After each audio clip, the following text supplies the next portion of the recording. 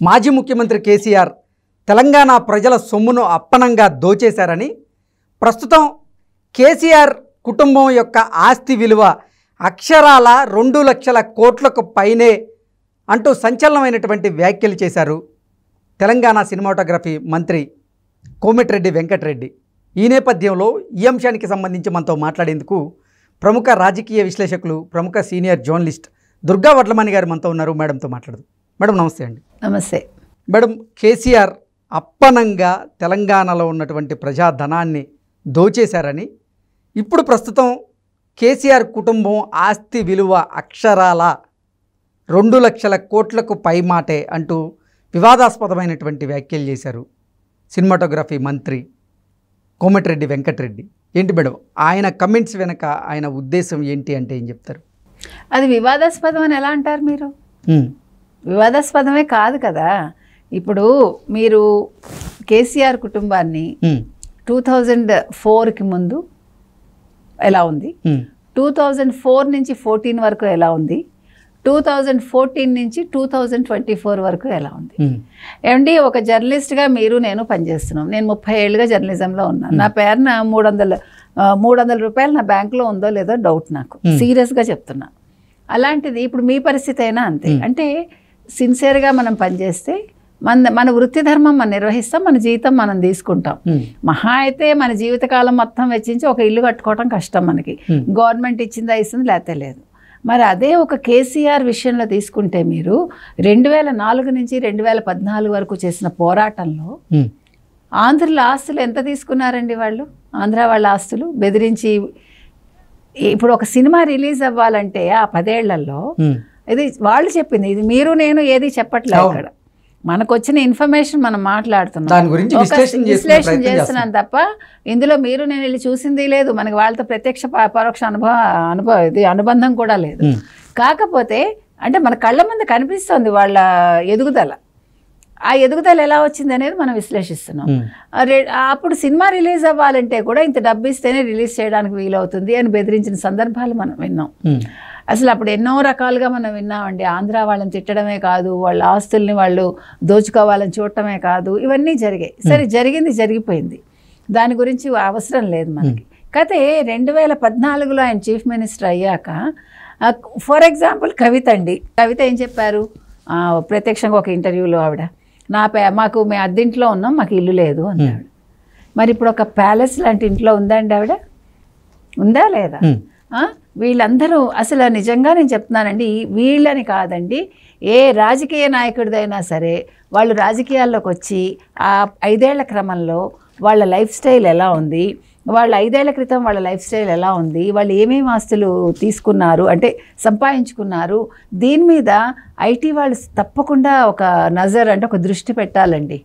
ఎందుకంటే మీరు ఒక్కొక్క కవిత గారు కావచ్చు, ఇంకెవరైనా రాజకీయ నాయకురాలు కావచ్చు, వాళ్ళు వేసుకునే నగలు కాదు, వాళ్ళు వేసుకునే గొలుసులు కాదు, ఎంతంత ఖరీదండి అవి. ఒక గాజు ఖరీదు ఎంత ఉంటుందండి వాళ్ళు వేసుకునేది? నేను నిజంగా పెట్టుకునే వాచ్ ఖరీదు 20 లక్షలు. పైగా వ్యాపారం చేస్తే వస్తుందంటుంది. ఇప్పుడు మనం వ్యాపారం చేస్తే మనకు వస్తుందండి? మన జీవితకాలం వ్యాపారం చేసినా 20 లక్షలు కాదు కదా, 2 లక్షలు సంపాదించలేము మనం. నేను ఎందుకు చెప్తున్నానంటే, ఒక్కొక్క పెళ్లి చేస్తే వీళ్ళు how much they are spending, అసలు అది ఏంటండి, ఎక్కడి నుంచి వస్తున్నాయి డబ్బులు? 2 లక్షలు అనేది చాలా చిన్న మాటేమో ఈ లెక్కన నా దృష్టిలో. వీళ్ళు విమానాలు వాడతారు, ప్రత్యేక విమానాలు వాడతారు, హెలికాప్టర్లు ఉంటాయి వీళ్ళకి, కార్లు, వాళ్ళు కొనే కార్లు, వాళ్ళ లగ్జరీ లైఫ్, వాళ్ళు తినే తిండి, వాళ్ళు కట్టుకునే బట్టలు. ఏ రాజకీయ నాయకుడైనా 2 జతలతో ఉండగా మీరు చూసారండి? ఒక రాజకీయ నాయకుడు 2 జతల బట్టలతో ఉన్న రాజకీయ నాయకుడిని మీరు చూసారా ఈ రోజు వరకు? ఈ మధ్య కాలంలో అంటే మనకి ఊహ వచ్చాక. అంతకుముందు రాజకీయ నాయకులు అంటే ఒక నిజాయితీ, కొంతవరకు నిబద్ధత ఉండేది. ఇప్పుడు ఎవడుకుందండి? ఏంటి ఇవాళ వేసిన షర్టు రేపు మళ్ళీ నలగదండి.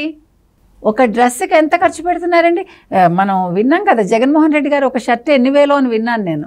నిజంగా ఒక షర్ట్కి 8,000 అండి ఆయన వేసుకునేది, ఒక షర్టు. వీళ్ళు పొద్దున వేసుకుంది మధ్యాహ్నం వేసుకోరు, మధ్యాహ్నం వేసుకుంది సాయంకాలం వేసుకోరు, సాయంకాలం వేసుకునేది రాత్రి వేసుకోరు. మరి ఇంత డబ్బు ఎక్కడి నుంచి వస్తుందండి? ఒక జత బట్టలు కొనాలంటే 3,000కి మనం 3 నెలల బడ్జెట్ వేస్తాం మనలాంటి వాళ్ళు, సాధారణ కుటుంబీకులు. అవునా కదా? అవును. 3,000 ఖర్చు పెట్టాలంటే ఒక పిల్లకో ఒక పిల్లాడికో మనం 2 నెలలు బడ్జెట్ వేసుకోవాలి. మరి పొద్దు నుంచి రాత్రి వరకు వీళ్ళు వేలు ఒక డ్రెస్కే ఖర్చు పెడుతున్నారంటే వీళ్ళు అడుగు తీసి అడుగు వేస్తే ఎన్ని వేలు అవుతుందండి ఖర్చు? ఒక సభ పెడతారు, వీళ్ళు సభకి ఎంత ఖర్చు పెడుతున్నారు? సో ఇదేమి నాకైతే వింతలేదండి ఇందులో. 2 లక్షల కోట్లని ఆయన తక్కువ చెప్పాడమ్మా ఆయన. ఇంకా మరి ఓకే, అంటే 2 లక్షల కోట్లకు పైగా ఇంకా దోచేసి ఉంటారని మీ అభిప్రాయం? ఉండొచ్చండి, తప్పకుండా ఉండొచ్చు. ఎందుకంటే తరాలు కూర్చొని తినాలి కదా. ఇప్పుడు తెలంగాణ సాధించింది వీళ్ళు ఆస్తులు కూడబెట్టుకోవటానికి తప్ప ఒక కల్వకుంట్ల ఫ్యామిలీ మటుకే గొప్పవాళ్ళు అయ్యారా లేదా? మహా అయితే వాళ్ళ చుట్టూ ఉండే భజన పనులు ఏమైనా కొద్దిగా అయ్యారేమో మనకి తెలియదు. వాళ్ళు ఎంత అవుతారు? మహా అయితే ఓ ఇల్లు కొనుక్కుంటారు, 4 కార్లు కొనుక్కుంటారు, ఓ 2 ఎకరాల భూమి కొనుక్కొని ఉండొచ్చు. వాళ్ళు లక్షల కోట్లు అయితే సంపాదించుకోరు కదా. కాళేశ్వరం ప్రాజెక్టు మొత్తం ఖర్చే 1,00,000 కోట్లకు పైగా అని చెప్తున్నటువంటి నేపథ్యంలో ఇంతకు ముందు కూడా ప్రతిపక్షాలు అసలు కాళేశ్వరం ప్రాజెక్ట్ని కేసీఆర్ కుటుంబం ఒక ఏటీఎంలా వాడుతోంది అంటూ కొన్ని ఆరోపణలు చేసినటువంటి నేపథ్యంలో నిజంగా ఈ కాళేశ్వరం ప్రాజెక్టుకి సంబంధించిన ఆ నిధులు కూడా గోల్మాల్ అయ్యి వాటి ద్వారానే సంపాదించి ఉండొచ్చా? దాంతోపాటుగా ఎన్నో ప్రాజెక్టుల్లో కూడా అవకతవకలు చేసి సంపాదించిన ఏవైనా ఈ 2 లక్షల కోట్ల పైగా అంటే ఏం చెప్తారు?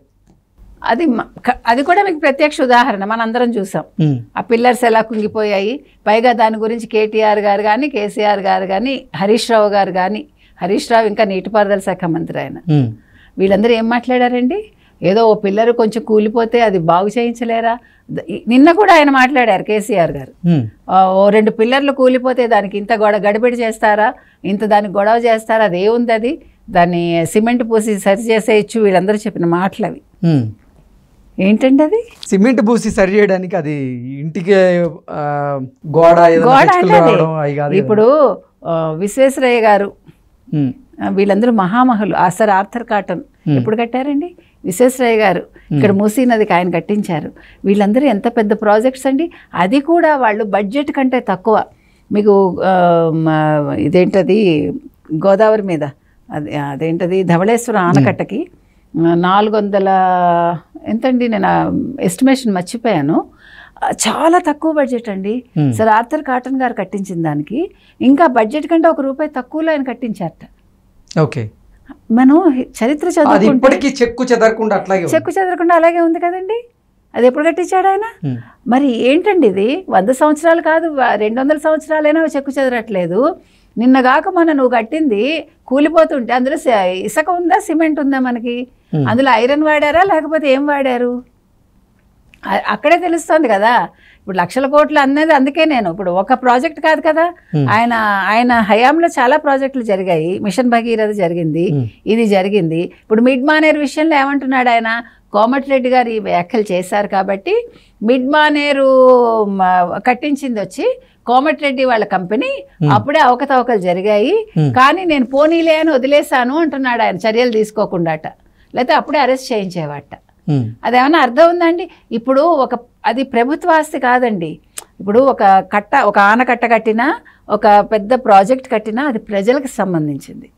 ప్రజల కోసం ప్రభుత్వాలు కట్టేవి. అప్పుడు వాళ్ళు ఎంత జాగ్రత్తగా కట్టాలండి?